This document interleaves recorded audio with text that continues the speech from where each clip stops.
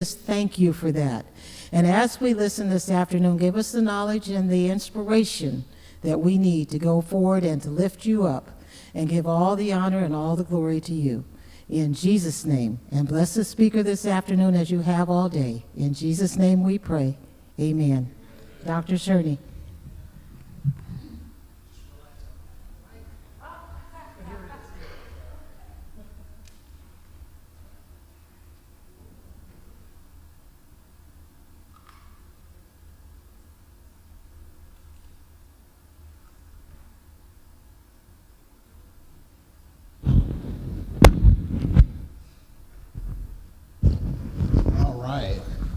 That sounds loud, doesn't it? Well, good afternoon, everyone. And to Rose's comment, we have been blessed all day. I feel especially blessed. I hope you do too. The Lord has been a part of this all day, and I know He'll continue to guide us along as we have this conversation. This afternoon's conversation is really meant to answer a lot of questions about what is a healthy diet. So we'll go along along that path. And next slide, please. I think they're talking back there.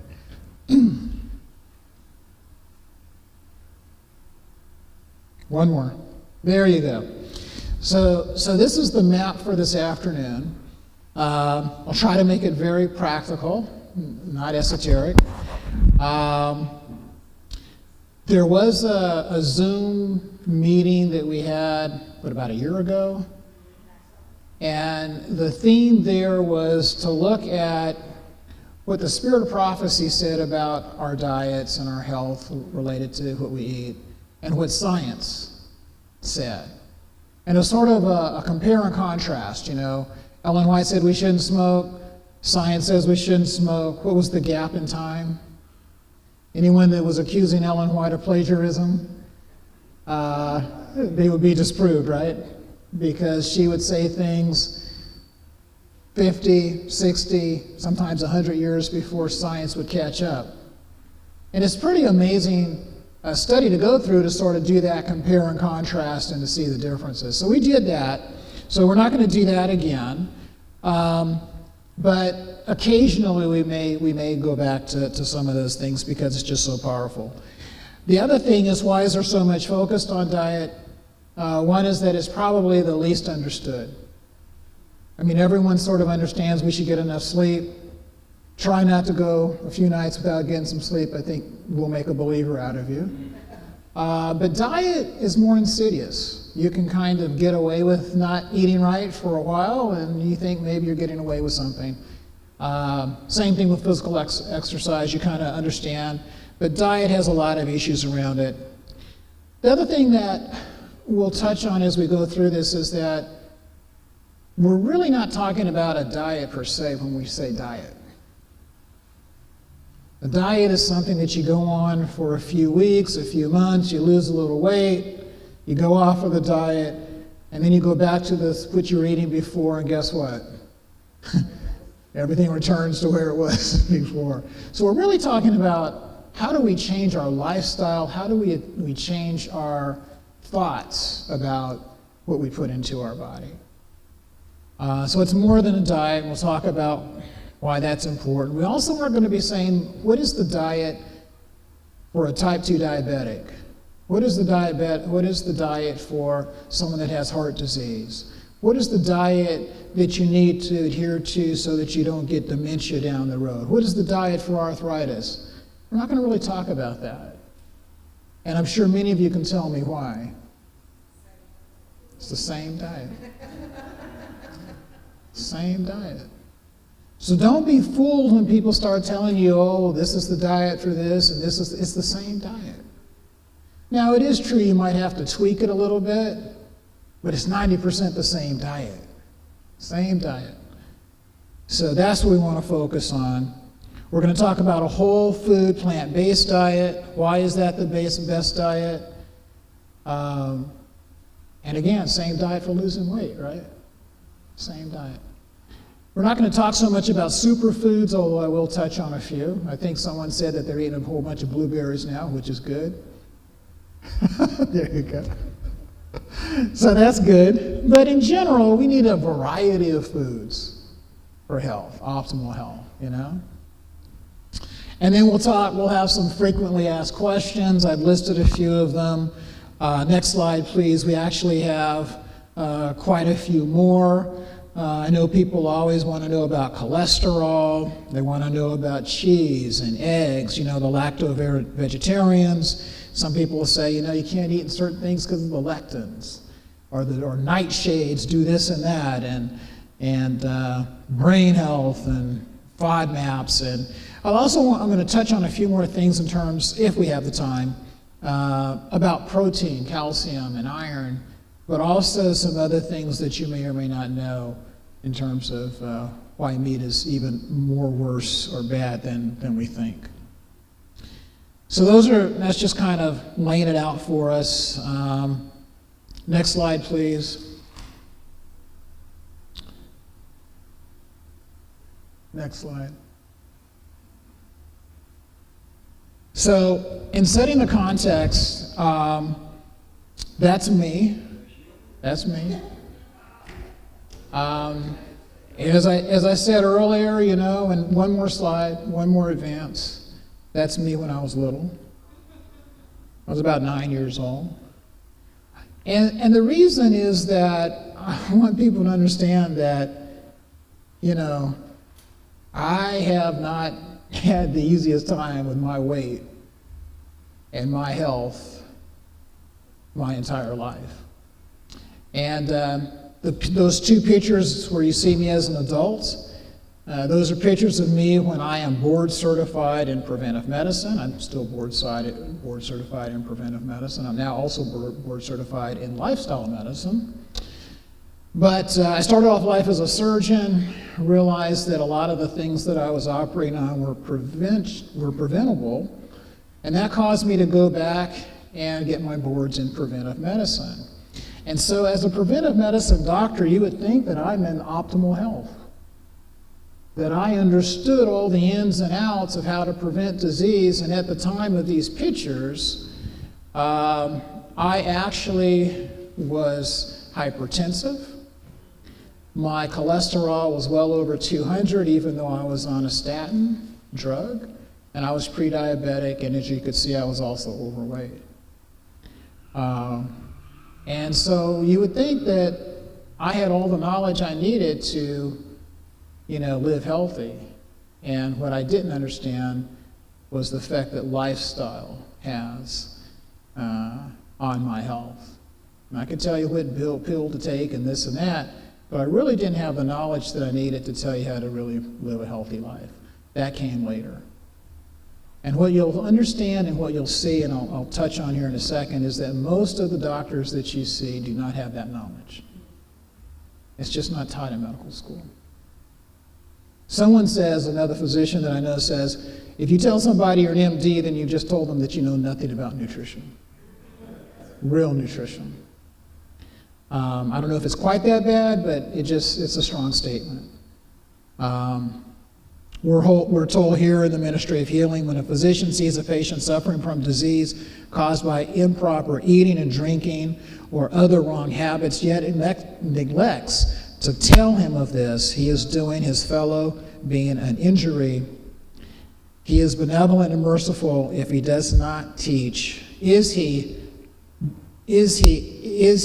benevolent and merciful if he does not teach strict temperance as a remedy for a disease? So, we don't see that often. Next slide. So again, setting the context, we learned about this earlier today, that there are natural laws that the Lord has given us, that these are instructions, these are the sure guide in terms of how we should take care of ourselves. And if we do that, God awards us or rewards us in terms of good health. And we're to do this. This is a duty that we learned earlier as well. The other thing, though, is if you see that second box, it says, no one should criticize others because their practice is not in all things in harmony with his own.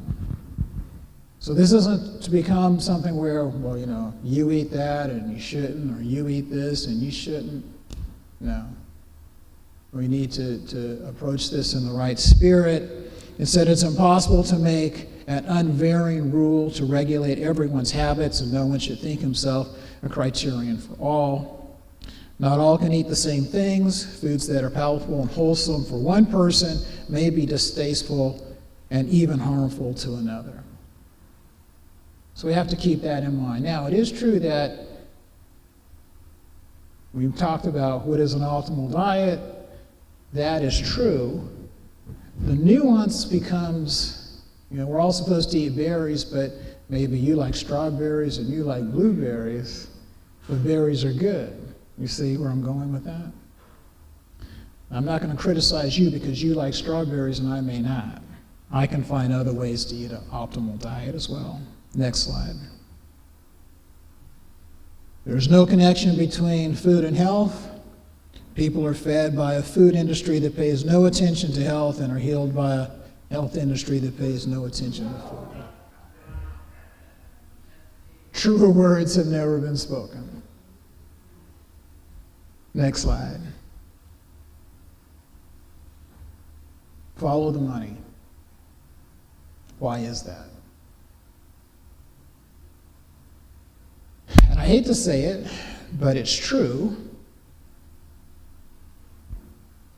Oh, we're one slide ahead, but that's okay. There we go. When you think about what happened to hospital revenues during COVID, a lot of hospitals started to lose money. Why were they losing money? It was because they weren't doing the procedures that provide the most money. They weren't doing the bypass surgeries. They weren't doing the hip replacements. They weren't doing all of those big ticket items. Of course, there's not a lot of money in just taking care of people that have infectious diseases. Half the beds were empty. Imagine if we really were doing all the things we're talking about today to an extreme, how many of those beds would be filled? How many procedures would there be? Because guess what? Healthy people don't need what? Medications. Healthy people don't need surgeries. That's how healthcare makes their money. If you're a hospital and your beds are empty, it's just like a hotel with empty beds or empty rooms. You don't make any money. Pharmaceutical companies don't make money if they don't sell drugs. Physicians don't make any money if we're not doing the things that we do. If I'm not operating as a surgeon, I'm not making money. And I hate to say it, it's not the fault of the doctors, it's not the fault of the hospitals, that's just the system. And what we have to do is we have to work together as well to try to change that system. Doctors and hospitals should be paid to keep you healthy, not just paid to fix you when you're broke. And when you're broken, they don't fix you that well, as some of you understand and know. It's much better if Humpty Dumpty doesn't fall off the wall than to try to put Humpty Dumpty together once he's fallen and he's cracked. And that's the way our healthcare system is. And all the duct tape in the world isn't going to help Humpty Dumpty get back to where he was before he fell off the wall. And that's kind of where we are. But if you only get paid for duct taping Humpty Dumpty, that's what you're going to do. That's what you're going to do. Next slide, please. So we know, and I touched on this, the average physician only gets about 3 hours of lifestyle training in their entire medical career. Studies have shown that only about 4% of physicians feel they have the education to even counsel you on some of these things. That is the reason there is American College of Lifestyle Medicine. When I joined that organization, we had 70 physicians. Today, I'm proud to say that we're approaching 10,000. I joined the organization in 2006. This is a little over 10 years. We've grown to 10,000. It's because physicians are now learning about the power of lifestyle medicine, the power of the things that we'll be talking about this afternoon and we've been talking about all day. The gentleman you see there is Mayor Eric Adams. He's the mayor of New York. He was a type 2 diabetic. He did his own research. He was a police captain. He used to sit around eating donuts all day, the stereotypical policeman. He had type 2 diabetes. He did his own study, his own research on this, and he reversed his type 2 diabetes. He even had neuropathy, which you know is those are painful limbs and feet. And when doctors talk about a patient with neuropathy, we think that's it. We can't reverse that. Well, he did. He did with his diet. And so now, as mayor of New York, he has implemented within the New York health and hospital system plant-based Mondays, lifestyle medicine clinics where they serve a whole food, plant-based diet. It's a remarkable thing. But as with anything, he's getting pushback. People don't like that because he's doing something that's different, but he's doing the right thing. We also recently, that's the slide. We also recently had a White House gathering to talk about nutrition and nutrition in medicine. And you can see that they've committed $8 billion to work on hunger, nutrition, and health. This is the first time such a conference has been convened since 1969. And it didn't get very far in 1969. The meat companies, drug companies, and everybody else that's sort of feeding at the trough of illness, did what they do, and it really didn't go anywhere. Hopefully this time it will do more. We have these commitments from the American Academy of Pediatrics, the American College of Lifestyle Medicine. In fact, that organization is going to donate in-kind donation of $24 million to improve training in nutrition for medical professionals, the Association of American Medical Colleges, and the Graduate Medical Education organization. Again, all of these organizations have come together to say we have to do better. We have to teach these physicians the power of lifestyle and food. Next slide, please. Now, as Adventists, we kind of know this, or we should know it. It's part of our fundamental pillars of faith. And we have been given these instructions on what to eat. And again, here in Patriarchs and Prophets, it says, true temperance teaches us to dispense entirely of everything hurtful and to use judiciously that which is helpful. There's another quote we'll get to later that it says, even good things that we need to do so with some thought. You can overdo even good things, right? Water is good for us, but you can drink too much water and kill yourself, believe it or not. So everything is appropriate. Next slide, please. I know that this is not a surprise slide. This is really the Adventist health message put in action. The New Start program, I know many of you are familiar with this, but we know that this works. It's based on the 8 health laws that we believe, and it does wonders. What oftentimes, unfortunately, happens is that people they get tuned up, and then they go back into their regular routines, and it's hard sometimes to maintain that.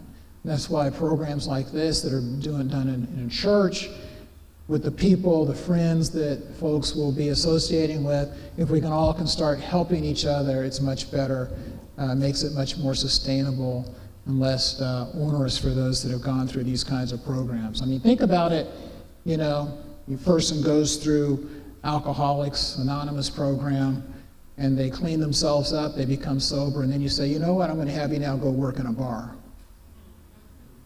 That's not going to work.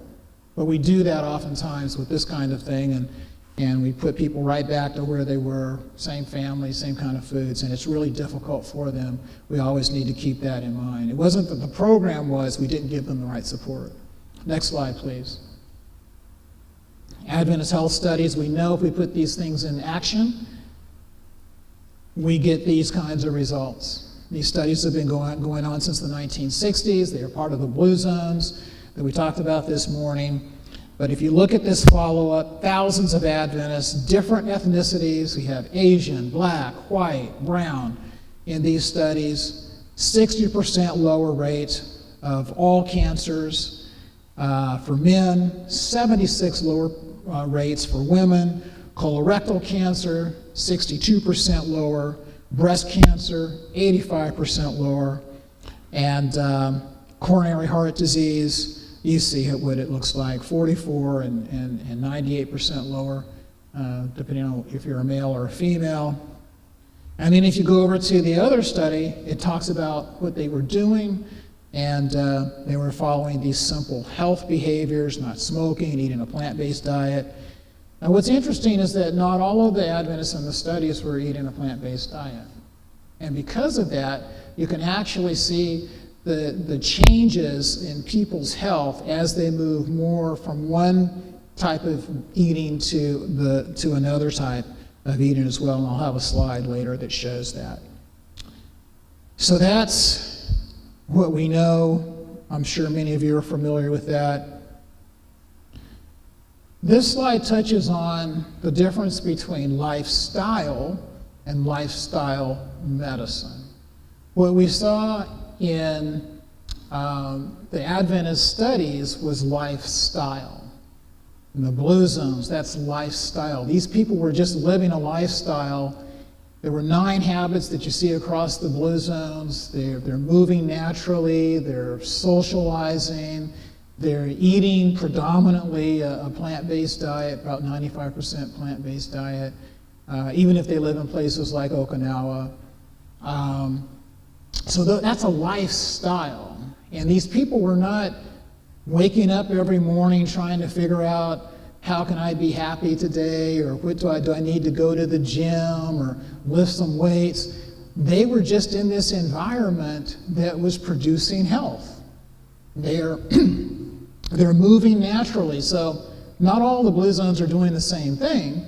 You know, if you're in Greece, you might be walking you might be a shepherd, you might be walking your goats up the mountain, but you're moving. If you're in Okinawa, you might be fishing and you're pulling in the nets. But they were all doing these things, and they all had purpose around what they were doing. And so those were the commonalities. So that's lifestyle. Now, what is lifestyle medicine?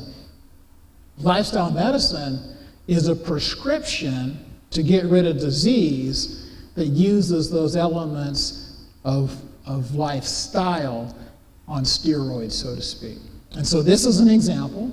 So people that have a weight problem or lifestyle or type 2 diabetes, these are the things that a lifestyle medicine physician would look to do.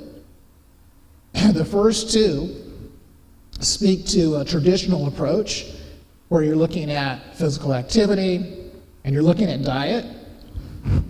Excuse me.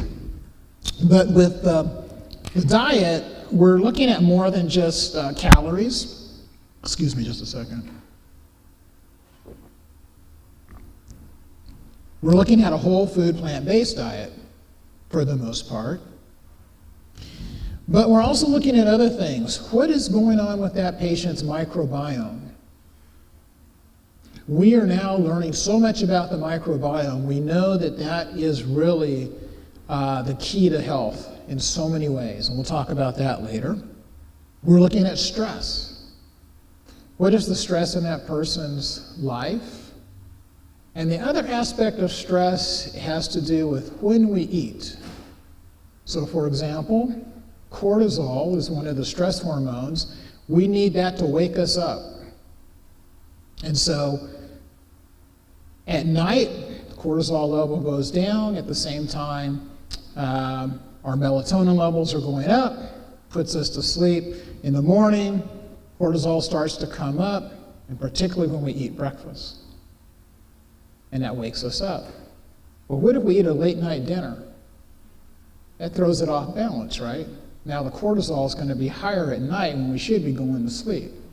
So it's not just the stress that we get day in and day out, but it's also some of the stressors that we self-inflict upon ourselves.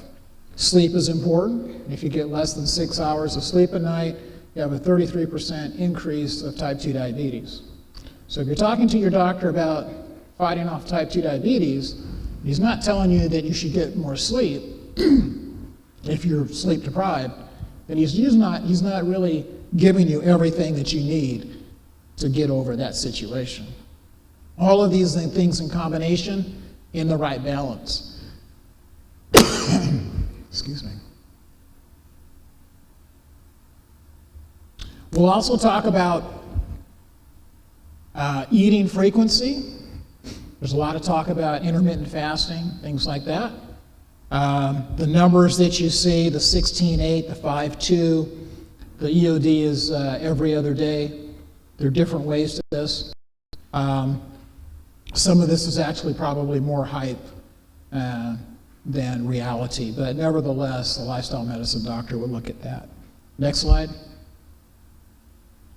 So I wanted to make the distinction between lifestyle medicine and preventive medicine. Lifestyle medicine and lifestyle is the greatest preventive medicine that we have, bar none. But when people talk about lifestyle medicine, preventive medicine, when you go to your doctor, and this is what I was I'm still board certified in preventive medicine, but these are the things that they're talking about. They're really talking about early detection. Very few of these things on the list actually prevent any disease. You catch the prostate cancer early, you don't have to be as invasive. You catch the breast cancer early, you don't have to be as invasive in taking care of it. That's good. But did it prevent the disease? The fact that you got a mammogram, did that prevent you from having it? No. But it can help you find it earlier, right? So the only things here that are really preventative are your vaccinations and immunizations, and that's controversial to some extent these days as well. But really think about it. What is really driving your health? It's your lifestyle. And that's why lifestyle and lifestyle medicine is really should really be our focus. Not to say that we do away with these other things, but just know where they sit in the spectrum of things. Next slide, please. So the real goal is we want to have better health. The 6 normals plus 2 is trademarked from the Cleveland Clinic, but it's really almost a joke that it's trademarked, because these are things we all know. That if we are within range for our blood pressure, our weight, our blood sugar, and our cholesterol, and we don't use tobacco, and we're not stressed out all the time, we tend to be pretty healthy. And so what the Cleveland Clinic does is they say we want to get all of our patients to 6 normal. The next slide actually shows you something that I call the Lifestyle Medicine Index. It's basically the same thing. I did this when I was at Cummins Engine for our employees. Our goal was to get everybody to a 4. So if you look at patient B, every one of their numbers is in normal range, and you get a number for every normal. And so a 4 is a perfect score. Patient D gets a D because not so good. They're not in normal range for anything. They get no points. They are 0. Next slide, please. What's going on here is something called metabolic syndrome, sometimes called Syndrome X. This is something that's been out there for decades. So what the Cleveland Clinic was doing, what I was doing at Cummins, is basically taking what we know about metabolic syndrome and saying that if you do these things, you're going to be healthy. And we could show people that were in the Lifestyle Medicine Index that had a score of 4 or a score of 3 had much lower healthcare costs than the 0s and the 1s, and it makes sense. Healthy people don't need as many services. So it's less money, but guess what? They also were better workers. That's why a company like Cummins Engine is interested, because when they show up to work, they're there, they're feeling good, they're engaged in their work, et cetera, et cetera. So it's more than just healthcare costs, and we did it. We had employees that were in China. We have employees that were in Brazil, in countries where the healthcare cost is actually on the government. So it wasn't a matter of do we lower our healthcare costs, it's a matter of how do these people show up to work every day?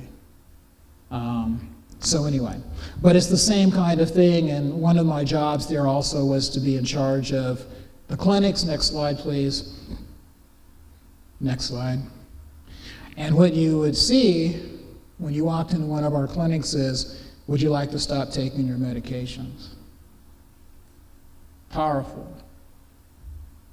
Because as we make you healthier, then you won't have to take those medications. That's good. You can go to the next slide. So this slide, the next one. This slide is a complicated slide, and it's also a very simple slide. We know about the social determinants of health. We know how income, environment can impact our health. We also know how racism can impact our health. There's something called weathering, and not to do a deep dive into it, but the weathering, the way it got the name is like when water is dripping on soil. It weathers it. It wears it down. It erodes it. And what you find among minorities is that we live in a society that weathers us. We have constant mini microaggressions because of our race or because of our income or education. And it's not just one thing that gets you. It's day in and day out, you have these little tiny things that, you walk into a grocery or a retail store and people follow you around and think you might be stealing something. That one thing isn't enough to set you off, but you have that, and then you get in your car and the police pull you over, and like I said this morning, you don't know if you're going to make it home, and then you're the last to be hired and the first to be fired. And over time, all of these things start to add up, and it weathers you. What that chronic weathering does is it causes chronic inflammation in our bodies. That chronic inflammation is the nidus for a lot of these chronic diseases that we have. And so we see that pathway down at the bottom where it says it goes from social determinants of health, SDOH, and it has health disparities, and you see impact, racism, discrimination, weathering, allostatic load, and it shows you that inflammation leads to heart disease, inflammatory disorders, cognitive impairments. We know that, right? We can't get around that. We can't solve racism, probably not in our lifetime, probably till the Lord comes. It's just a part of the human condition of sin. But if you look up top, lifestyle medicine, we also know that the physical activity, the sleep, the plant slant diet, social engagement does what? Decreases that inflammation. So if you can't get rid of the racism and all those things that bother us every day that we have to deal with, at least we can treat ourselves to some lifestyle medicine to counteract that. And what we're finding in the data, which is very exciting, is that we can actually start to close the racial disparities that we witness through lifestyle and lifestyle medicine. That's empowering. Because as I said, I can't change how that police officer is going to deal with me tomorrow. But through some of these things, at least I can minimize what he's going to do to my health tomorrow, or that interaction. That's powerful. All right, next slide, please. So we're going to talk about food. Next slide. It's an old concept, but just to remind everybody, it probably represents about 86% of what is deemed these chronic conditions. It's really based on dietary issues. Next slide. Some study out, just published last year, talks about the optimal diet versus the standard Western diet, or the SAD diet, standard American diet, take your pick. But if we had a diet with more legumes, less red meat and processed meat, we could increase life expectancy for 13 years for men and about 11 years for women. And this is, these are studies, these are not Adventists, these are just regular folks doing studies, and that's their conclusion, that our diet is so poor that we could actually extend life by this amount. Now, if you think back to the Adventist studies that I showed you, that's about the same differential. It's pretty interesting how the numbers add up that way. Next slide. Now, here's the problem. Next slide.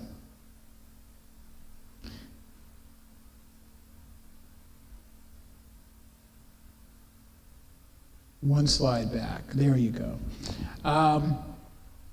So this is the problem. 75% of Americans say they know how to eat, but 80% are not eating that way. So it's hard to get people to change something that they think they're already doing. It's really hard. And then when you try to educate people on how they're doing the wrong things, they become offensive. When you say, what do you mean I don't know what I'm doing? Of course I know. Doc, I'm eating the chicken. Doc, I'm eating a lot of chicken. It should be good, right? I'm doing the right stuff. It's not that meat. It's not the real meat I'm eating. So anyway, it's difficult, but again, we're not to give up. But that's the problem. The quality of diet has gone down. Next slide, please. And over the years that they've been measuring this, either through the HEI, which is the Healthy Eating Index, or through the American Heart Association scores, we see that over the last 20 years, our diets are going down. And yet, this is a time when there's more YouTube and more supposedly knowledge about what's healthy and what's not healthy. And yet, during this time, our health continues, our diet continues to decline. Next slide. So the other thing is, what if if my diet's bad, just pop some vitamins and some supplements? Can't I do that? Well, supplements are not food, and there's no substitute for a healthy diet. Now, if you're suffering from rickets or something, you need some vitamin D, that's a different story. But for most of us, we can't switch out a healthy diet and just think we can supplement ourselves to better health. Now, of course, there's a lot of money in nutraceuticals and supplements. It's a whole industry, multi-billion-dollar industry, that would have you think otherwise, that all you have to do is take this pill and you'll be fine. But the reality is not the case, and in fact, as these studies show, oftentimes it's harmful.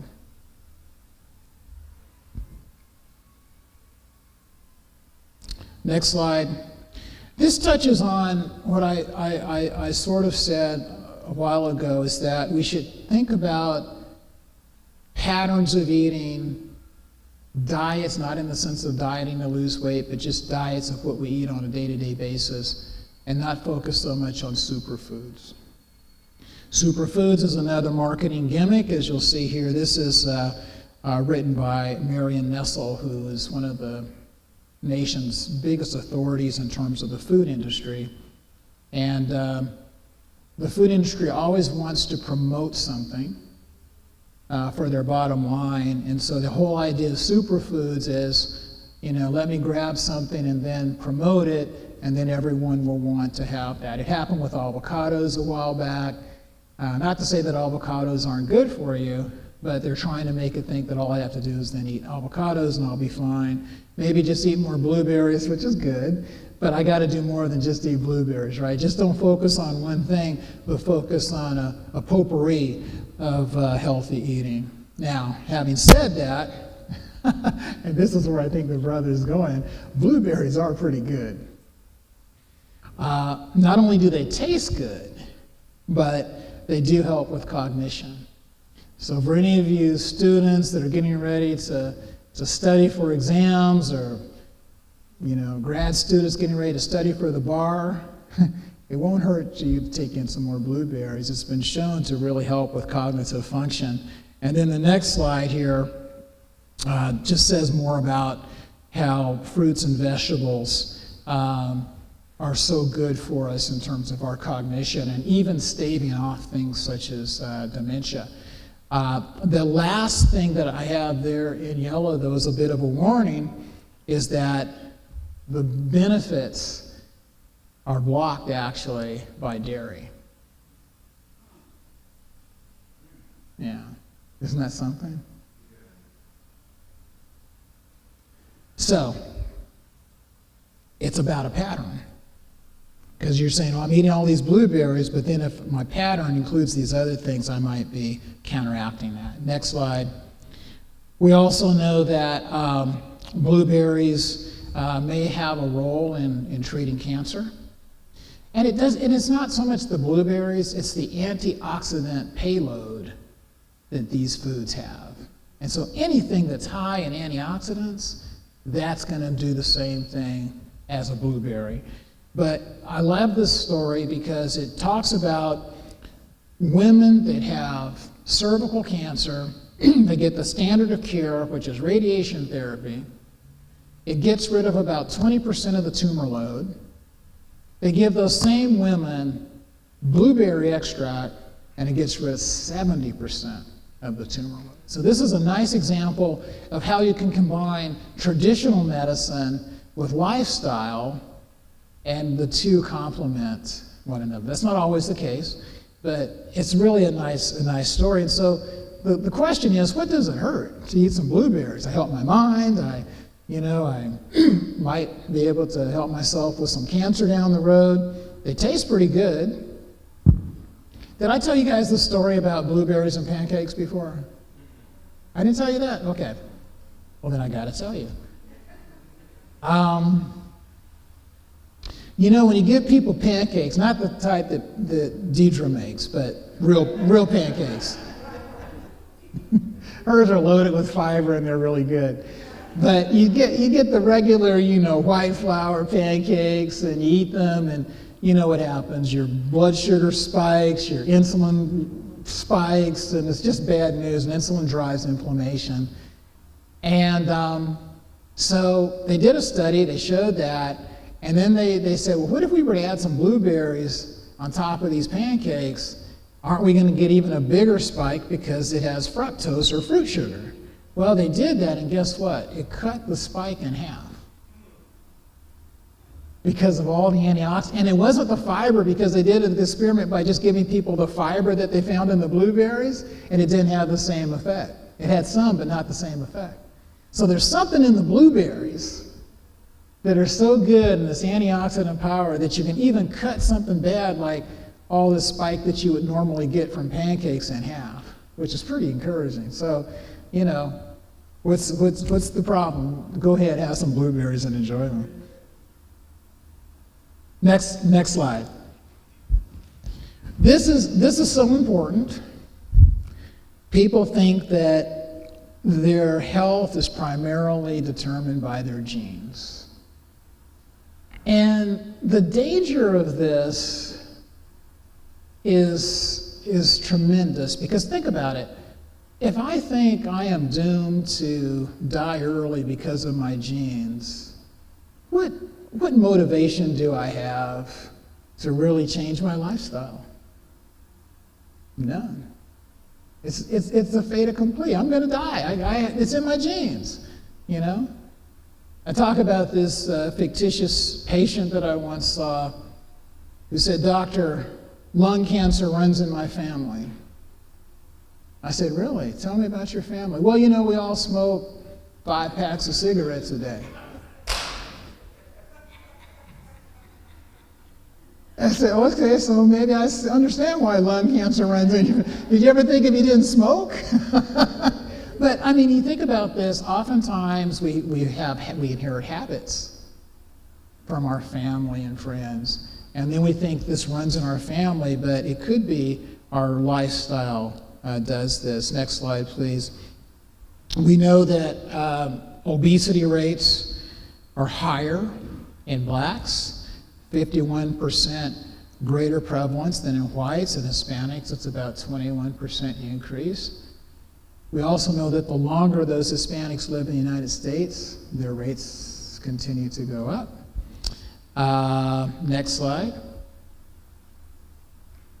But do you remember when, next slide, even black folk were thin?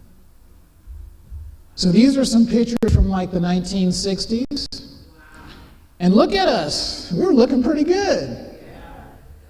Have our genes changed in the last 40, 50 years? No, our genes haven't changed. What's changed? Our lifestyle. They were marching. That's part of lifestyle, moving, right? Moving with a purpose. And that's exactly what they were doing. Next slide, please.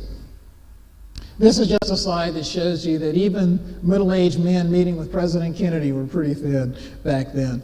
Now this slide shows you what happens if you take identical twins, same DNA, and you separate them early in life. What you get is you get a different genetic expression. This is the fancy name for this is epigenetics. And so even if you have certain genes, your environment, which includes what you eat, can actually turn those genes on or turn those genes off. Next slide. They did a study out of Stanford University, not far from here, on men that had low-grade prostate cancer. Next slide. They changed their lifestyle. And what you're looking at here on the left is pre-intervention.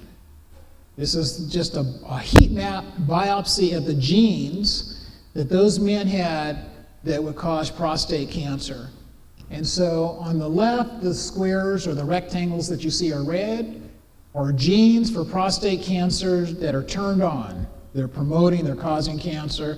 The green shows you genes that are turned off, protecting you from cancer. Do you see a difference between the left and the right? The only thing that happened was a change in those gentlemen's lifestyle. You can read the study and you know that they consume more soy, they consume more plants, et cetera, et cetera. That's what occurred in a matter of 3 months. Now, that's not to say that every time you have cancer, you can just eat your way out of it, but it's still a pretty powerful testimony.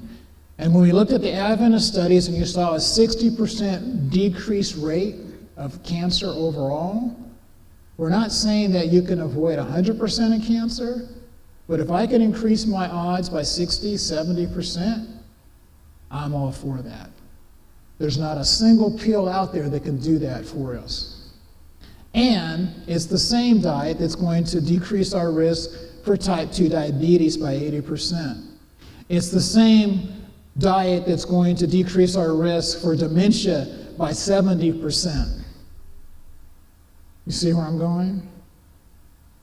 Heart disease can become almost non-existent with the same diet that these folks were on. That's the power. Because any of those things can jump out and get us if we're not following this kind of pattern of eating. Next slide, please. They're now doing studies, epigenetic studies on aging. And it turns out that it's the same diet that can slow the aging process too. That's a beautiful thing. But it's all God's plan. God told us what we should be doing. And it should be no mystery that all of these things line up in such a positive fashion. All right. Next slide. Self-control depends on your circumstances, not your ability. Lessons from the Blue Zones. Remember I said how these folks wake up every day and they find themselves to be 100 years old, and they don't have any arthritis and no disease, and they're happy. Is it because these people had great willpower? No. It was the environment that they were in that lends itself to living this healthy lifestyle. It just happens because they were there. Unfortunately, we don't all live in blue zones, so we have to be more intentional. But there's no magic to what it is we should do. And as I mentioned earlier today, as a church, we are a community, and we can start to form these environments so that we don't have to exercise willpower every single moment of every single day because we're naturally eating the right stuff. Like lunch today. Didn't take any willpower to eat healthy. Everything you guys put out in front of me was healthy. Now, have there been, some McDonald's over here and some fries over there? Now I have to exercise willpower to get a little tired. And after a while, my goodness, okay, I'll take the Cinnabon. I'm tired of resisting. I resisted yesterday. But if every day you put out a banquet like that and it's healthy, I'm not exercising that willpower, and I can spend that energy doing something else. And that's the magic of the blue zones. All right, next slide. What's the best diet? And as I said before, next slide, it's not about diet, it's about the way that we eat. All right, and next slide, please. Diets don't work, we know that. As soon as you go off of them, you're right back on them. Next slide. What is the best diet has been getting a lot of attention lately. Next slide, please. And what you see here is a show that was on the Today Show a few weeks ago. I don't know how many of you saw it. But they rated the top diets for 2023. And, it's a big deal. And they have some sort of expert to tell you that, the Mediterranean diet is the big diet. That's the one you should eat. Next slide. Well, this is the real Mediterranean diet. And this is the traditional Mediterranean diet that was actually a diet that came out of the 1940s around World War II.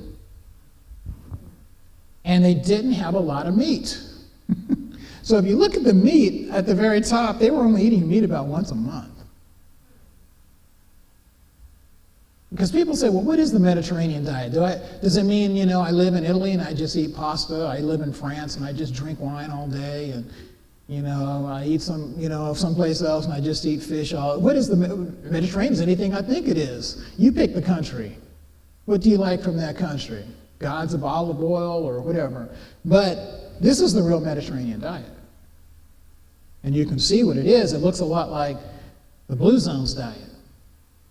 Again, the Blue Zones, 95% is plant-based. These people living to be well into their hundreds. Low in saturated fats, high in beans, potatoes, those kinds of things. But anyway, that's the conversation. Next slide, please. And now they're coming up with things like the therapeutic lifestyle change diet. But there are some commonalities. It calls for eating plenty of vegetables, fruits, bread, cereals, pasta, and lean meats. And then if you look at the flexitarian, it's a semi-vegetarian by eating more plants and less meat. Studies show that people who follow the diet may not only lose weight, but can improve their overall health by lowering the rate of heart disease, diabetes, and cancer. So they're starting to get closer. Still not optimal, but they're starting to get closer, and that's a good thing. Next slide. And then they talk about what's the best diet for losing weight. But earlier on, we just said it's the same diet for all this stuff, right? Next slide. What they didn't talk about in previous years, they didn't talk about it this year, was the keto diet. Keto diet is really starting to fall out of favor. Granted, 10 years from now, someone will write a book and it'll come back. What's old is new. Every 10 years, someone will reinvent it, whether they call it the Atkins diet, a keto diet. Someone will come up with a name, they'll sell a book, and it'll be the biggest thing around because we forget that we already been there 10 years ago and it didn't work then, it didn't work 20 years ago, it didn't work 30 years ago. Atkins diet was the big thing when I was like a teenager. And by the way, Dr. Atkins, a cardiologist, died of heart disease, and he was grossly overweight. But anyway, if you look at this slide, you can see that in 1910, if you look at I don't know what color that is, magenta. My wife always says I don't know my colors.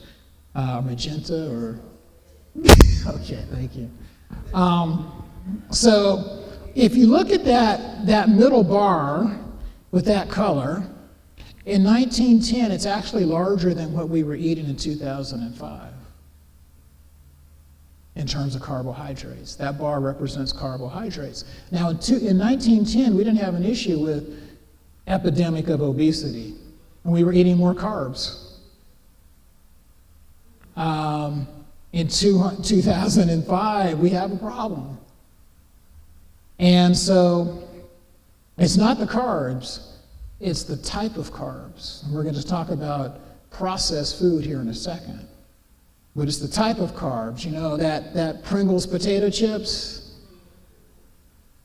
It's not that potatoes are bad, but Pringles are bad because Pringles are processed. And that Pringles potato chip, you can get about close to 1,000 calories in that red can. And very few nutrients because it's processed and all the nutrients that you find in a regular potato are not there. It's devoid of that. But it would take you about 6 medium-sized potatoes to get the same 1,000 calories. Now, I often say, I don't know about you, but I can't eat 6 potatoes at one setting. I'm going to be so full, I can't walk out of this place. But I can eat that red cylinder of potato chips and get 1,000 calories and no nutritional value. The potatoes, by the way, are high in potassium and some other things that I need to be healthy, not to mention the fiber that's in the skin. Next slide. So debunking keto, it's not the carbs, and we'll talk some more about that as well. Next slide, please. All right. Anybody heard of the CCD diets? No one's heard of the CCD diets? They're very, very effective.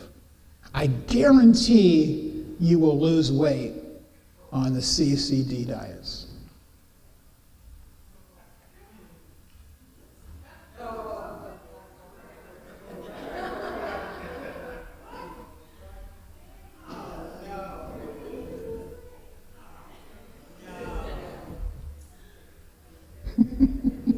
You'll lose weight. Isn't that a good diet? So what's the point? The point is, just because you can lose weight on it doesn't mean it's healthy and doesn't mean it's good for you. So someone says, oh, I lost all this weight on the Twinkie diet. No, Twinkies aren't good for you. I don't care if you lost weight, right? So don't be caught up in the fads, and the keto actually falls in this category. Just because you lose weight on it doesn't mean that it's healthy. All right. Point made. So what we need to really focus on is nutrition. That's what we need to focus on. And if you focus on nutrition, all the other stuff kind of comes along with the package. Okay, next slide. And I'm coordinating with the guy in the back here because this is a build slide, but don't build it right yet. Okay. So this is going to be easy. What is the best diet? We know that the best diet is high in nutritional value, low in empty calories, potatoes versus Pringles, high in antioxidants, blueberries, things like that, the kale, high in fiber. And we'll talk more about fiber in a second. Low calorie density, which means you can eat a lot of it, like the potatoes, before you fill out. You fill up before you fill out, like I say. Low in cholesterol, low in saturated fats. Now you can build the slide. What diet is that?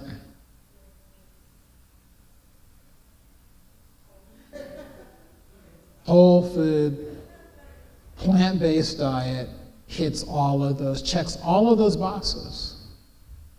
So no matter what else you're eating in your diet, you need to have plenty of whole foods, plant-based, in your diet. Checks all the boxes. And you know what? There's no dispute. You go to any registered dietitian, nutritionalist, they will tell you, yeah, that's right, that's true. So when you start reading these books and they're telling you all this stuff, go back to the basics. Are they hitting these things? If they're hitting those things, okay, now I'm willing to listen. But if they're not hitting these things, I don't even need to go any further.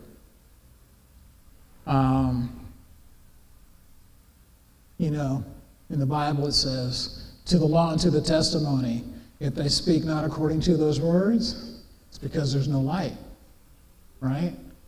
And so these diet book authors, if they're speaking and not hitting these things, they're missing something, and we should beware. All right, so what is the best diet? We can go back to Scripture, Genesis, whole food, plant-based diet, that's what we saw. Again, where you see science and Scripture coming together, that was the original diet. And she writes here, they impart a strength, a power of endurance, a vigor to intellect that are not afforded by more complex and stimulating diets. God gave our first parents the food He designed that what the race should eat. It is contrary to His plan to have the life of any creature taken. There was to be no death in Eden. The fruit of the trees of the garden was the food man once required. Okay. Now, after the flood, of course, we know some things had to change. And there were consequences of that. This was a slide. The next slide is something that we touched on. It is possible to eat immoderately even of wholesome foods. So we still are not to be gluttons. Even though it's healthy, we still are not to be gluttons. Intemperance in eating even of healthful food will have an injurious effect upon the system and will blunt the mental and moral faculties. And we talked a lot about this morning, that part of why we do this isn't just so that we feel good, but so that we can be good stewards for what the Lord has given us and the work that He would have us to do. Next slide. Biblical wisdom. Wherefore do ye spend money for that which is not bread? Since many of the refined foods available today, such as refined flour and sugar products, have poor nutritional value, what should we consider about the Bible's reference to purchasing food void of nutrition? And of course, that's a text from Isaiah 55. Next slide. How many know the author Michael Pollan? So he writes in terms of food rules, and this really goes to optimal diet. Next slide, please. He basically writes that, next slide, that we should eat food, not things that are not food. We should eat food that your great-grandmother would recognize. Eat mostly plants. Eat what stands on one leg. What stands on one leg? Plants. Cattle have 4 legs. Eat only foods that will eventually rot. We're going to talk a lot about ultra-processed foods here in a second. These are foods that they process so that they don't rot. How many have heard of the McDonald's burger that stayed in someone's car for several years and it never rotted? You've heard that story. Yeah, it's true. The bugs didn't even want to eat it. It didn't rot. It dried out, but it didn't rot. And still had that distinct McDonald's smell. Next slide. So, healthcare systems are starting to find this out. Geisinger in Pennsylvania now has this food pharmacy program where they give their patients healthy food, and you see what's happening. 80% drop in healthcare costs. You can see what happens for type 2 diabetes, cholesterol, triglycerides. It's amazing. Kaiser Permanente in our backyard right here. This is what they told their physicians a few years ago. Physicians are becoming more involved in helping their patients adopt healthier lifestyles. Healthy eating may be best achieved with a plant-based diet. Wow. Kaiser. Good for them. Okay, the key is fiber. Next slide. So, this is what happens when we increase our dietary fiber intake. This is how it works on cholesterol, body weight, glucose metabolism, which then reduces your risk of type 2 diabetes and your blood pressure. And you can see all the different mechanisms at work there. It is so powerful, the fiber in your diet. Next slide. This is a build. Next slide. That the recommendation to consume diets with adequate amounts of dietary fiber may turn out to be the most important nutritional recommendation of all. This is what modern science is telling us. And you saw that intricate pathway, but it all boils down to fiber. So where do you find fiber? Next slide. You guys know this. Many of you have come through CHIP and others. Look at that, blueberries. The blueberries also have antioxidants. Brussels sprouts, again, also has antioxidants. All of these things have fiber. That's the side of the board we should be eating from. What are the things that don't have fiber? Meat and dairy. So if science is telling us we need to pay attention to the fiber, and we're on a keto diet, the typical keto diet, how do you do that?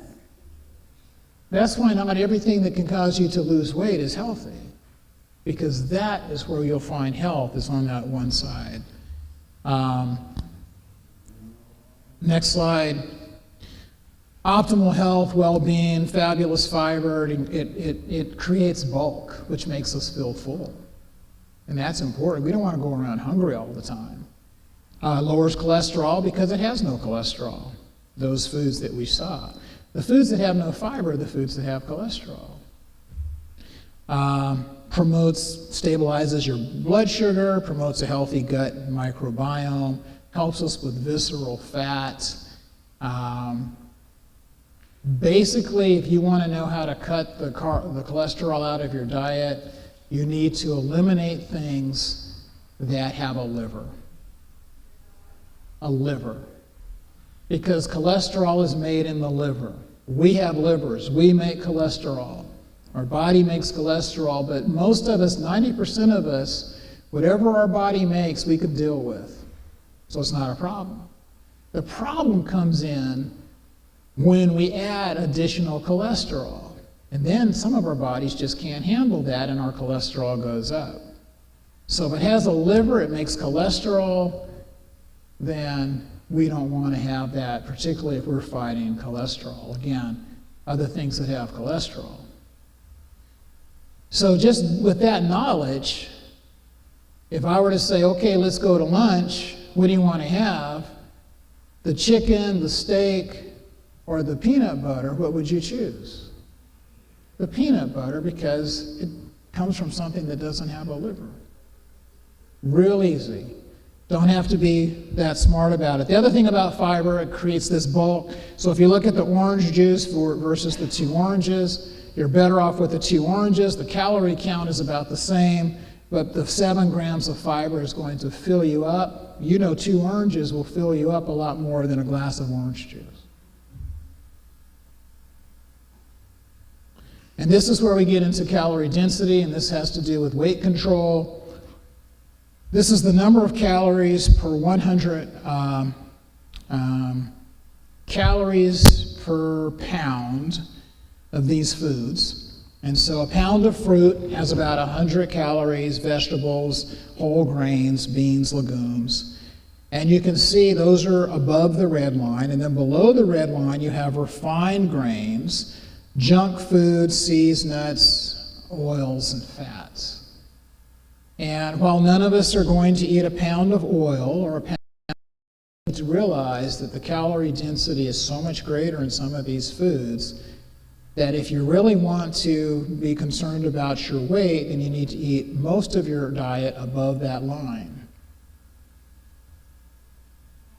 It's not to say, nuts are good, but you don't want to go crazy on nuts if you're trying to maintain your weight. Next slide. And you can just build this slide. I think there's one more. One more. Yeah, that's it. So as it turns out, it takes about 2.5 pounds of food a day for us to feel like we've had enough to eat. And so if you're eating in the green or above the line in the last slide, then it would only take about, to get the 2.5 pounds, you're only going to consume about 1,375 calories per day. If you're eating below the line, it would be 2,500 calories to get your 2 pounds. 2,500 calories is, for most of us, that's going to put weight on us. So just to feel satisfied eating below the line, you're going to gain weight.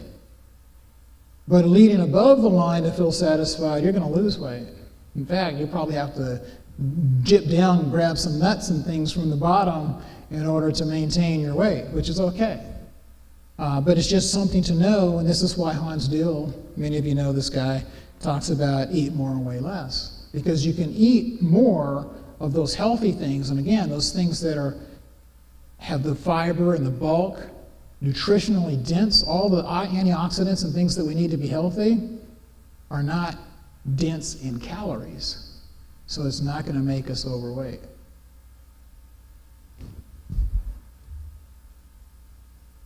Okay, next slide. This speaks to the gut microbiome, and we know that the key to a healthy gut microbiome is fiber in the diet. The microbiome is just this menu of these organisms. If you look at the bottom, a community of 100 trillion microbes, bacteria, viruses, and fungi. The majority are located in our gut. It causes us to be healthy or not healthy. The mix of those bacteria and viruses determine our ultimate health. So we're not just eating for ourselves. As a mother is not eating just for herself, she's eating for the baby. We're not just eating for ourselves, we're also eating for our gut microbiome. All of those little organisms that are in our gut that make us healthy. The power of this is that some of you have probably heard of fecal transplants. So essentially what you do is you take the gut microbiome of a thin person and put it in a fat person or an overweight person. Take the gut microbiome of an overweight person and put it in a thin person. The overweight person becomes thin and the thin person becomes overweight. Because you've changed the mix of these bacteria and things in their stomach. Now, it's based on our diet. And when you change the diet, you over time change the gut microbiome. So what happens when you do those fecal implants is that over time, the person who was heavy, even though they lost weight when they got the thin person's microbiome, over time, if they go back to or continue their regular diet, they'll go back to becoming obese again because their microbiome is changing with their diet. The other thing is that people ask about probiotics and prebiotics and are these good or these bad. What they have found is that diversification in your diet is the best way to promote a healthy microbiome. People that took probiotics actually had less diversity because what's happening, you saw the thing that trillions of these things, right? If you take that pill, you might have 250 bacteria in that probiotic. And so over time, what's happening is that you're getting a less diverse microbiome. The best way to get there is through your diet, high fiber diet, whole food, plant-based diet, is to get there. The other thing is antibiotics. Obviously, antibiotics are to kill bacteria, and it kills the bacteria everywhere, including in your gut. And so sometimes, people that are coming out of surgery or things like that, and they've had to take antibiotics, doctors oftentimes will put them on a probiotic to kind of boost them. Might be okay in that situation, but don't depend on those long term. The best thing is to get back on a regular diet and eating this fiber in your diet. Does that make sense? Okay, next slide. Permanent weight loss. We're always told to count calories. No, I'm telling you, count fiber. Count fiber. Try to get 40 to 60 grams of fiber a day. You saw the list, and there are other, you can go on the internet and find your own list. Count fiber. If you can get 40 to 60 grams, it's a little higher for men, so it's a range. By and large, you're going to be eating a pretty healthy diet. And as I said, everything else sort of takes care of itself. Try not to eat out. People that eat out more than twice a week, and we're all guilty of this probably nowadays, it's hard because you don't know what you're eating. Even if you think you're eating, I'll go to a Chinese place because, I can get some vegetables. But you're probably still eating a lot of sodium and oil. And so, again, the recommendation is try not to eat out more than twice a week, control your portion size, and learn to budget your calories possible. And I'm going to stop after this one, actually, so we can take some other questions. Eat from the top of the chart, as we said. Eat slowly, too, because it takes a moment for your brain to catch up with where your stomach is to tell you that you've had enough. So if you eat slowly, and also that just helps you to digest your food better. Stay hydrated. Oftentimes we think we're hungry, but we're just really thirsty. Eat breakfast. It's been found that if you eat breakfast, you actually stimulate your metabolism and serves you well throughout the rest of the day.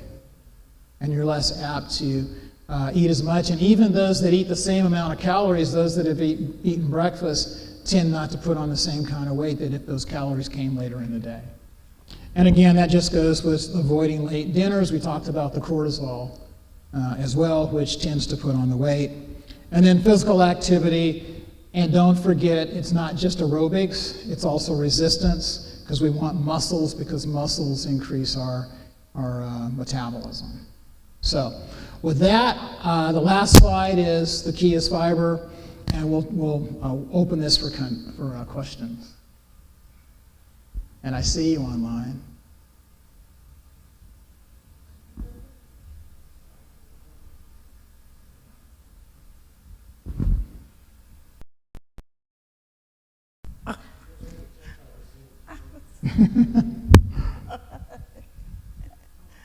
We have quite a few.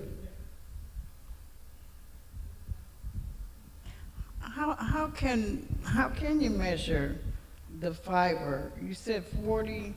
Did you say 40 to 60 grams per day? Yeah. How can that be measured? Well, you just saw, I showed that slide. We can go back to that slide. Let's see, I'll tell you what number it is. Slide 57.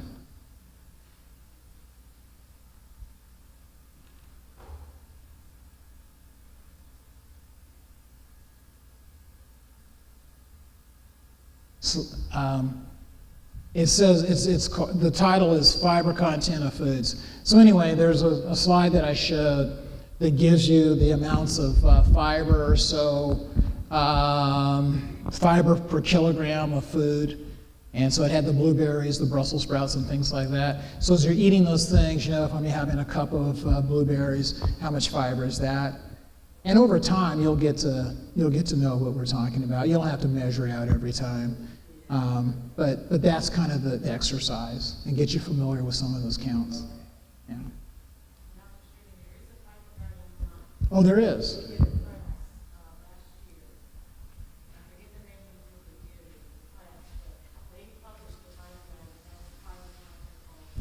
There you go.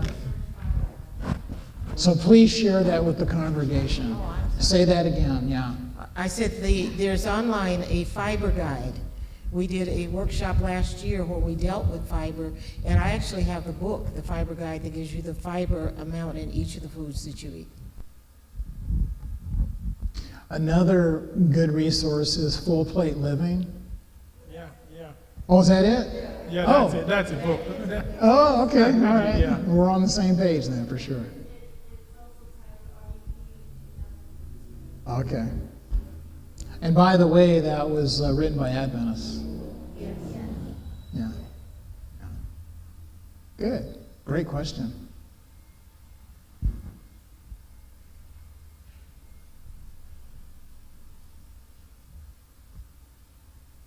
Any other questions? Any other questions? You know, Hold on. Yogurt sometime, is Uh-huh. that good? yeah, so if you look in the deck, my partner in the back, I'll tell you what slide that's on. I can actually show you. When I was first preparing this, I had 250 slides. My challenge was, how do I hit the things that are most important?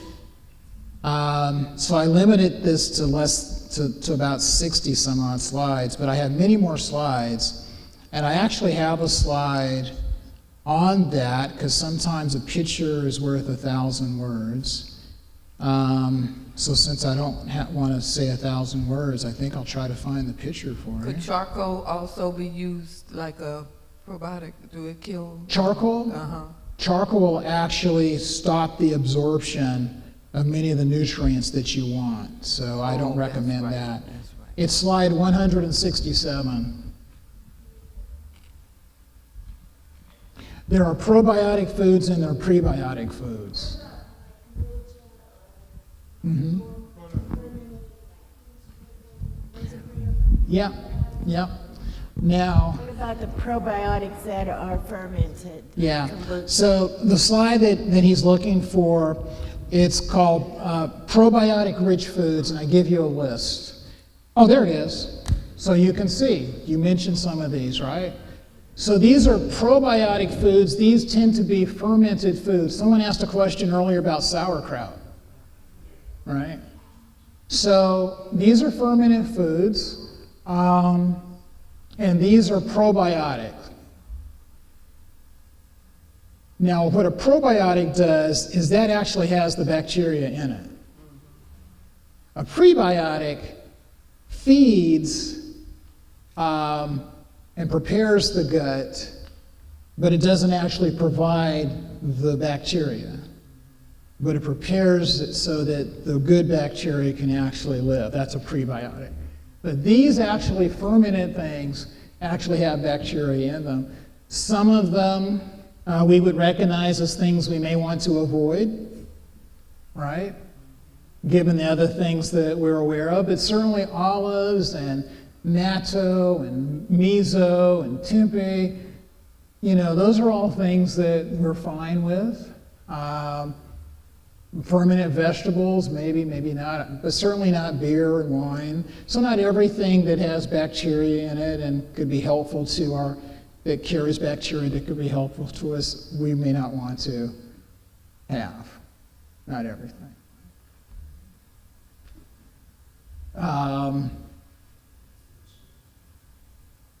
The kombucha has alcohol.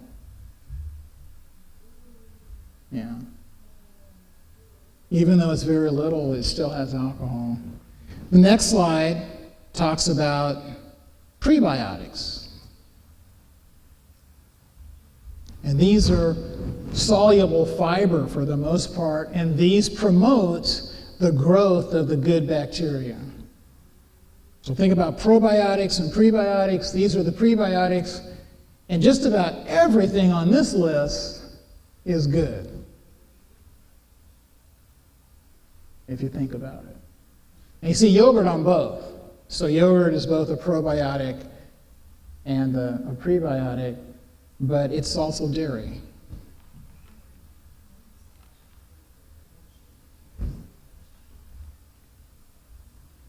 And then you see your legumes, your lentils, peas, your beans, chickpeas, soybeans, all sorts of beans, peanuts. So if you're eating a whole food plant-based diet, guess what? You're getting most of the prebiotics. Don't have to go down to Walgreens and buy a pill. Spend your money on real food. So I hope that answers your question. And that's why I said I have a lot of slides that I think as questions come up, that was perfect. We can get to those. There's just so much material. Again, 250 slides, and they talk about 2 minutes a slide, right? So that's 500 minutes. That's about 8 hours of content. I think you'll thank me for not keeping us here for 8 hours. But yet I want to make sure I can answer everyone's question. There's so much here. It's so rich. It's so rich. But in some ways it's simple. Whole food, plant-based, count fiber. Eat real food. Eat food that your grandmother would recognize. Eat food that's called something different in every country. You know, my wife and I travel to Asia, and guess what? Pringles is Pringles. Pringles is Pringles here, it's Pringles in Mexico, it's Pringles in the Philippines, but guess what? Potatoes are not called potatoes in these other countries. They're called fritas and papat, whatever, you know. What is the name in Tagalog? Yeah, see? There you go. All right, question. You know, it's interesting when you showed the slide of us back in the 60s, how we looked, like me. Looking like you, brother. Look like you. It was interesting. I've been fortunate to work for Chevron, and I've been over to Singapore a number of years. And everybody is super tiny, super small. It was like 5 or 6 years later, I went back and everybody was blown up. Mm-hmm. And I was like, what happened? But then we drove around, there was McDonald's, there was Kentucky Fried Chicken, and they were like, oh, we got fast food, Carl. And I was like, but look at you. Everybody in the office was like plump and pumped up, and I was like, you're not healthy no more. I used to come here and feel good. Now I'm here and I feel like I need to go back home. So food, in a 5 years time span, I never saw a thick person there at all. And I've been there maybe eight, 9 times, maybe a month at a time. 5 years later, everybody just blew up because of fast food. And they think they're living the high life. And I'm like, no, you're killing yourself. They're running to do what we're doing, which is killing us. So, going back to my Cummins days, we had factories in China. When I looked at our data, if you went back, say, 10 years from the time that I was looking at, or maybe actually 20 years, the type 2 diabetes rate in China was about 1 or 2%. Mm-hmm. 20 years later, fast forward, the type 2 diabetes rate in China exceeded that of the United States. Mm-hmm. We were running at about 12.5%, and they were running at 13%. Same thing. Type 2 diabetes in China, it was unheard of 30 years ago. It's what changed? The food changed. Yeah. Great point. Fast food. Question back there.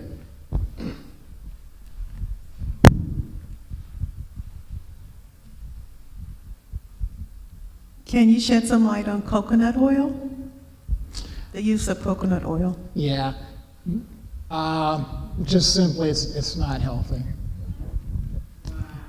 Yeah, it's high. It's a saturated fat, and I know a lot of people use it. And they think that it's fairly healthy or healthier than others, but it's really not.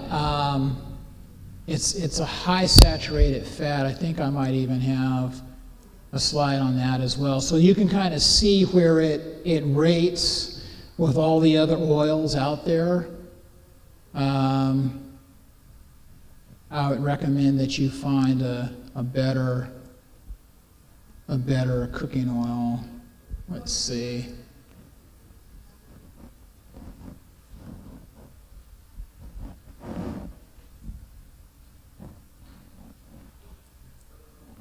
Yeah, it's on slide 112.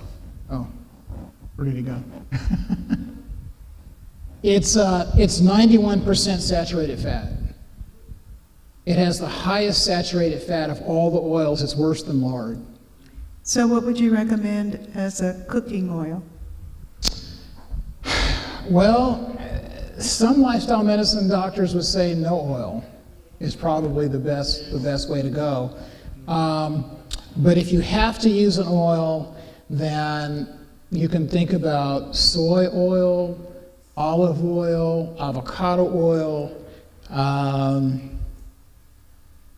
Those would probably be those that I would move towards.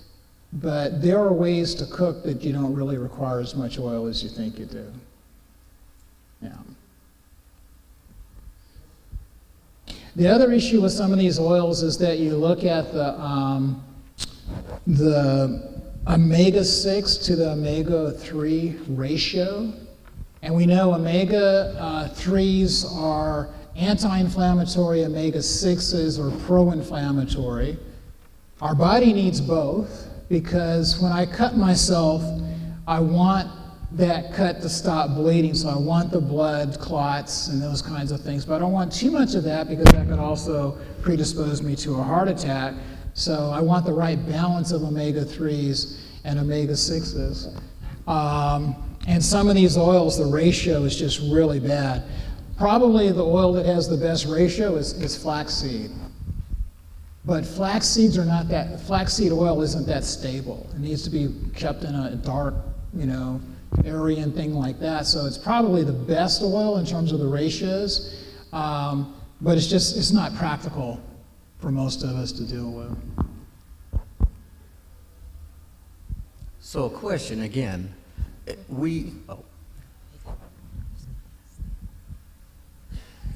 Dexter, you spoke a little bit about Alzheimer's. Yes. I mean, Alzheimer's it's an epidemic. Are there foods out there that could help people to overcome Alzheimer's and dementia? Because it's something that's really plaguing our world now. Yeah, and I have a slide on that as well, but I lifted the slide from a book called, what's the name of the book? Alzheimer's is in the name for sure. But it's written by a husband and wife neuro team. It's on slide 122. It's called The Alzheimer's Solution. And it's written by a husband and wife team out of Loma Linda. At least this is where they did their original research. And they have their own version of New Start. There you go. Nutrition, exercise, unwind, rest, and optimization. And 90% of Alzheimer's cases, according to their research, could actually be prevented. And if you go 2 slides down, well, actually the next slide is a good slide too. So this slide talks about what do you need for a healthy brain? And you need 2 things for a healthy brain. You need to deliver antioxidants and you need to have blood flow to the brain. And so I talk about this kind of like a military exercise.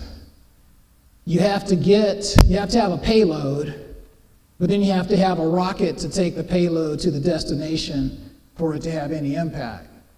And so when it comes to our brain, we have to have a blood that is high in antioxidants to feed the brain. We also have to have sugar. But then we also have to have blood flow to get the blood to the brain. And what happens, I don't have the slide right here, but what happens is that fat in our diet slows the blood flow by about 30%. And it takes about 4 or 5 hours for our bodies to recover from that fat we've had in our diet. So if you think about breakfast with a bunch of sausage and eggs or whatever, slowing down our blood flow to our brain. Then as soon as it starts to recover, we have a fatty lunch, knocks it down again. Then we top it off with a big fatty dessert and dinner. We're depriving our brain of the blood flow that it needs to deliver that payload of these antioxidants. So you really need the two together. And then, so what gives you the payload in terms of the antioxidants? And that's on this slide. And the next slide. And this is how they categorized it in their book. And this is based on their research. So you can see, there you go. So what's beneficial is in the green, neutral is in yellow, and what's harmful is in the red. So your question was, what should we eat? Eat in the green, dabble in the neutral, and try to avoid the things over here. But what did we say at the beginning of when I started to talk? It's the same diet.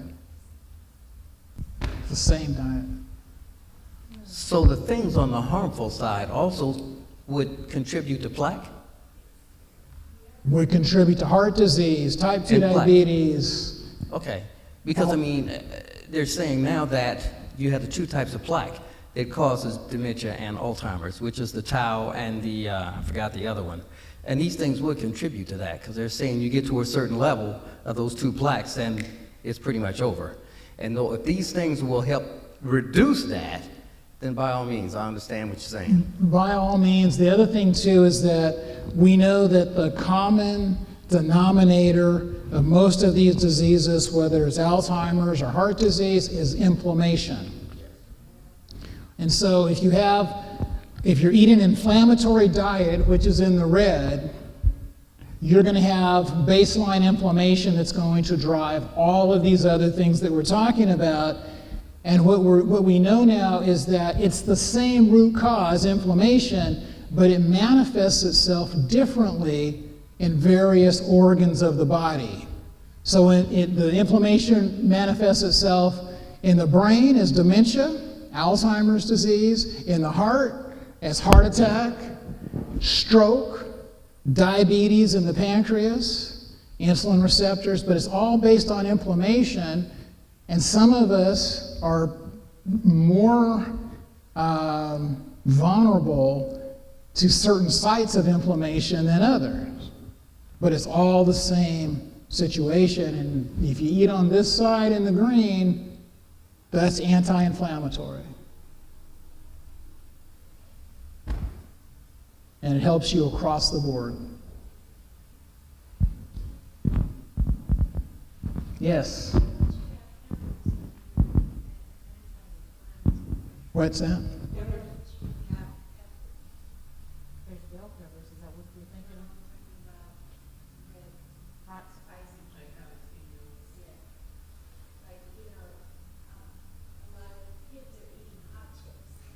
Right.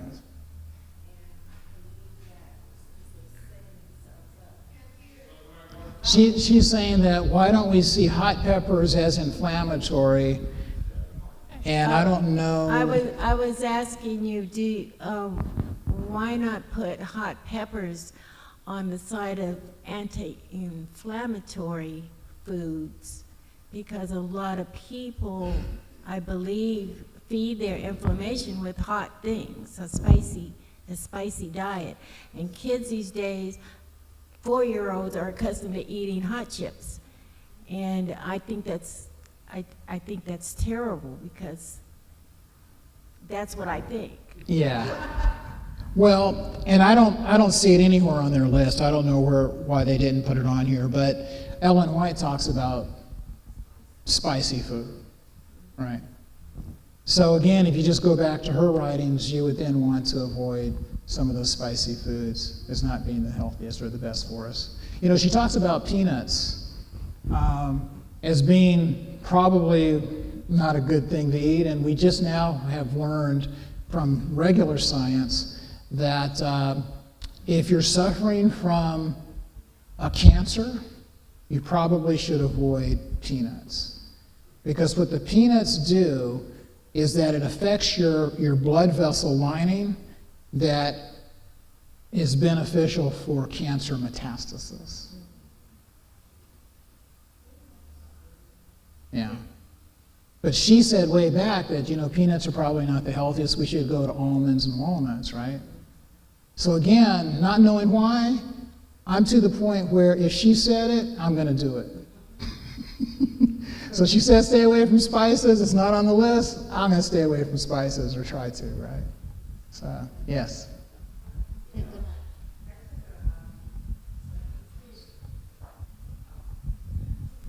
I took a class a couple weeks ago to keep my license, and it was about women and sleep and hormones. And she was talking about how sleep is such a key factor in Alzheimer's, and that you need to get your sleep.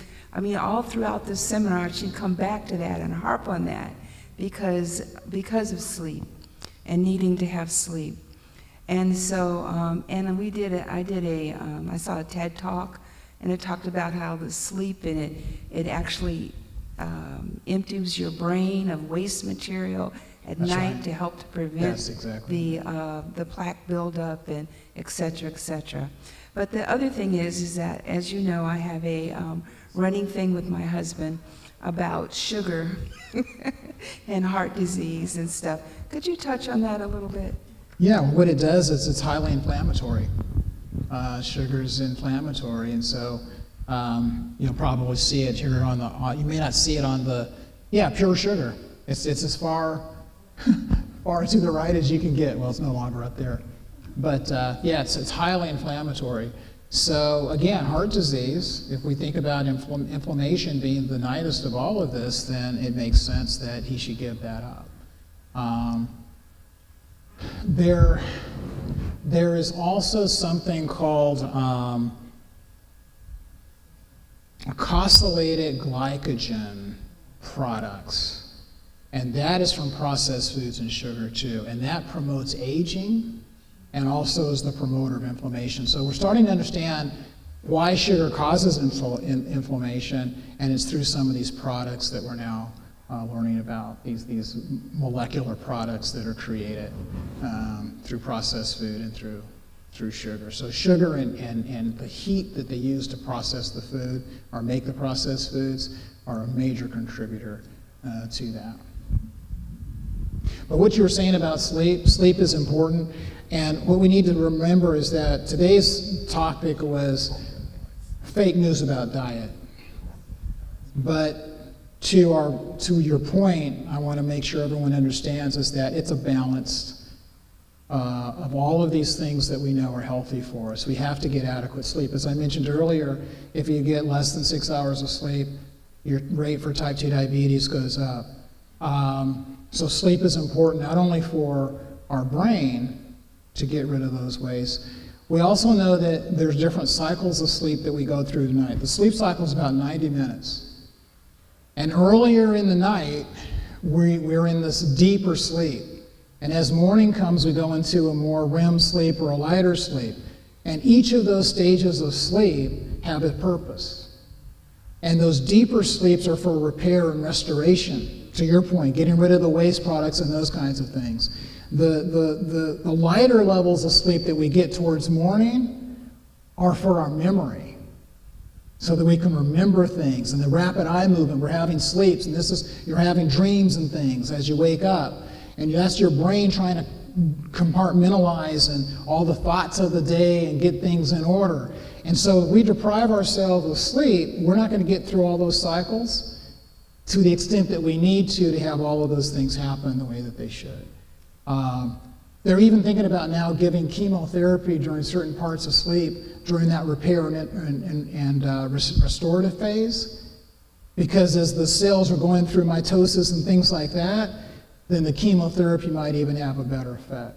So sleep is totally important, but also is what I mentioned about exercise and muscle. They did a study of Hawaiian men and Alzheimer's over a period of time that they came to the United States, and they correlated to muscle mass in the legs. And the men that had the most muscular legs had the lowest rate of Alzheimer's disease. It's also the case that women suffer from Alzheimer's disease so much more than men, and part of that is because we believe it's the stress of being a caregiver. Because what? The stress of being a caregiver. Because women tend to be the caregivers, not only for spouses, but for in-laws, mother-in-laws, mothers, that kind of thing. And that has an impact too. So women really need to be careful when it comes to that. But it's not just one thing. It's diet, it's exercise, it's sleep, it's the stress in our lives. And so that's why we have to be mindful, and that's why we need to be students of this. But it's all the same thing. Because again, those are the things that help type 2 diabetes, heart disease, etc. So, yeah. Hi, I have two questions, not really related. So the first one is about onions. What are like the benefits of all the different kind of onions? I didn't see onions, green onions, Onions are good.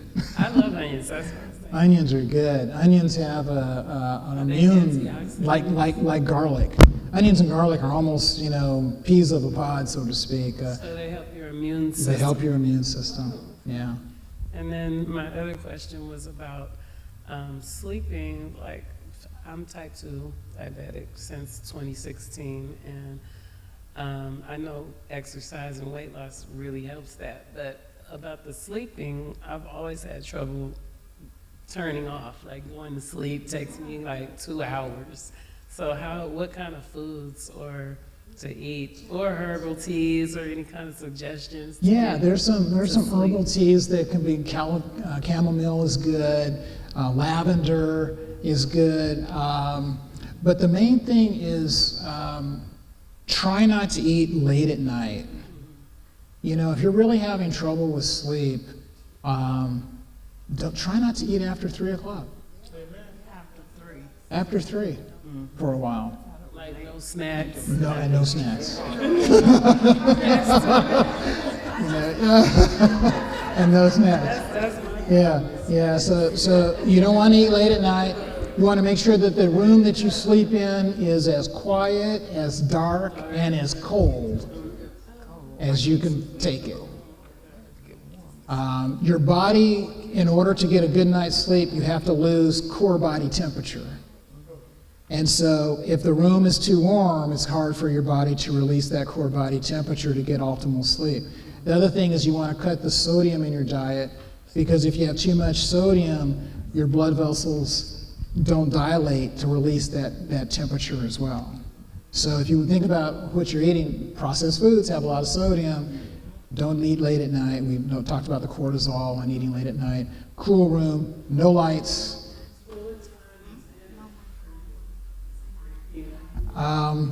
So I travel a lot, so it fluctuates. But when we're at home, we eat dinner at 3 o'clock. I eat an early breakfast, and then we eat dinner by around 3 o'clock, and that's it. And I try not to snack all night. Yeah, that works for us, 2 meals a day. That's maybe not for everybody. That's just our schedule, but we try to do that. Yeah. Yeah.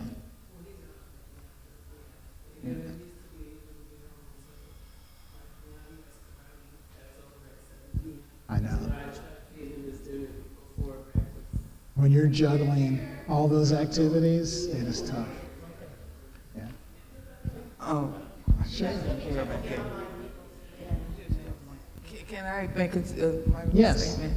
Okay, I have some loved ones in my family with diabetes type 2, and they've been operated on several times, amputations and different things. And when I tell them how their diet should be, they tell me, well, I don't understand why we go through this. I eat better than you guys. I said, no, you ate richer than we do. You ate from the king's table, not our table. I said, you need to change. And that diet, the sodas, that's on the bad side. I tell her about that. She constantly brought 4 liters of sodas the other day to her daughter amputation from the knee. And she don't want to listen to the food safety because she says the doctors in the hospital give them sodas, so Yeah. they should drink it. Yeah. So Well, that's a problem, and I mentioned, yeah. Sure. Any of you? You know, you mentioned, Oh, okay, all right, hang in there. Yes, okay. I'm in a dilemma then because I relate with her with all that sleeping stuff they got out. I done had lavender, I done bought chamomile, melatonin, extra sleepy time, sleepy time. I do not eat after 3, period, okay? And I still don't sleep past 3 hours a night. Every single night I am up past, I might doze off, but I never rest and I do not eat late. I don't drink coffee, I don't drink tea, I don't buy soda, I don't buy juices, strictly water, and I still do not sleep well at night. And I exercise, so that's not nothing I'm lacking on. I do that religiously, but I'm not sleeping at night. yeah. Yeah. You know, the things that I mentioned are a general guide, but it sounds like if you're already doing those things, you probably need to talk to a lifestyle medicine sleep expert. And there are those, and I can give you some names of people that do that. They will have you keep a diary of your entire day. When do you go to sleep? When do you wake up? When do you go to sleep on the weekends? When, you know, those kinds of things. The consistency of some of these things to really do a deep dive. So it sounds like you need a deep dive. The things that I was saying here are in general the things we need to keep in mind, but if you're already doing those, then definitely we need to do a deeper dive. Thank you. Okay, Yeah. thank you. And the question about the sodas, the harm from the sodas actually has a lot to do with the phosphorus. And it can harm our kidneys. And you know, as black folk, we have some issues with kidney disease and kidney failure. And so we need to stay off those sodas, the diet sodas as well as the regular, so just stay away because the phosphorus is not good. And of course, the artificial sweeteners mess up our gut microbiome. Hello? A friend who is a doctor says, oh yeah, I drink carbonated water and the Perrier and all that other stuff. I don't really like it myself. Doesn't taste good to me. But is there any issues with carbonated water? Not to my knowledge. As long as it's a natural carbonated water, what they'll do with some of the sparkling carbonated waters is they'll add artificial sweeteners and flavorings and things like that, which is probably, that makes it more of a process situation. But if it's truly a natural sparkling, artesian, like a Perrier or something like that, I have not found anything that says it's harmful to us.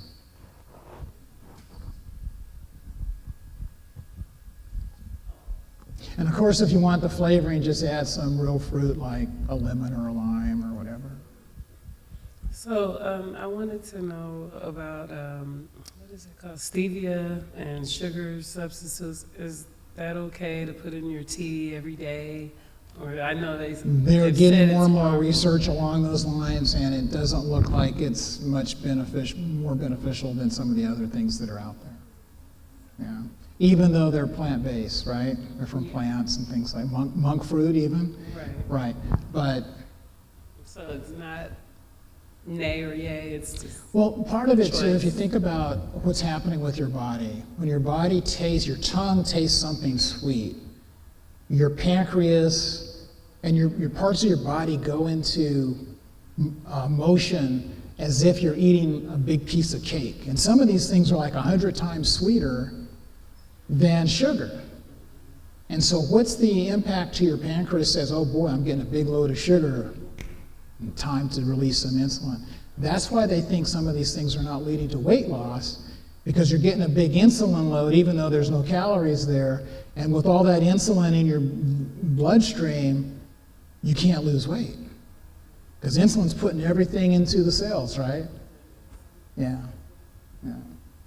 And that's why, and you know this that are type 2 diabetics, when they put you on insulin, you gain weight. You know? Yeah.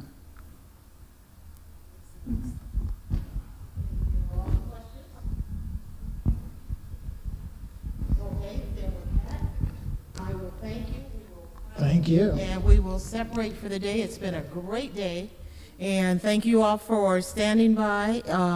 As we continue on this journey to better health, let's just work together. One of the things that we have discussed in our small group is that we know what to do. We're just not doing it. Okay, so it's time to pump it up this year and move to the next step and actually implement those changes. And we need to help one another to just be faithful and to follow through. And so let's continue to do that. Dr. Shurney, thank you so much for today. It's been very informative. And will help us on our journey. And Health Committee, we will continue on and just stay faithful. Those of you online, thank you for spending a day with us. Appreciate seeing you guys. And this has been live streamed, so you can listen at it on YouTube again and pick up the places where you need to get more information. And just to let you know, there's hope. In whatever situation you are in, there is hope. So let's keep trusting God to do what He will do for us. All right, let's close out with prayer. Everybody stand up. You've been sitting a long time. And let's bow our heads. Father, we thank you for this day. We thank you for the information. You thank you for what you've given to each and every one of us this day. And as we separate and go our separate ways, give us traveling mercies, take us safely home, and help us, dear Heavenly Father, as we think upon what we've learned to implement the changes that are necessary in our lives. In Jesus' name we pray. Amen. Good night, everybody.